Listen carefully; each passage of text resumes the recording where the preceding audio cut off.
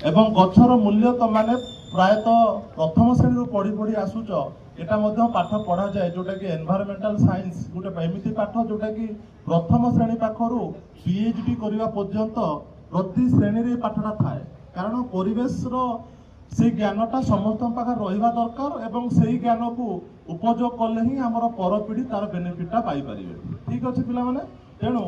एथरकर जो स्लोगान रखाई माँ पाई गछटी आमे जो माँ मान आम माँ निज माँ को आमे जमी केते भल पाउचंती तांकरी ना रे आमे कोन करबा ना प्रति वर्ष एमती गछ लगौथबा जोटे कि आमे काली मध्य आमे शुभारंभ करछन सेटा को काली मध्य आमे पाखापाखि 7 ରୁ 8टा गछ आमे लगेइचंती नो काली को जण मो सहित थिले किछि पिला माने जोटा कि 10 एयर पिला माने मो सहित थिले आ किछि टाउटरी करिकी दौड़ी की पळे गले आ मात्र 5-7 जण पिला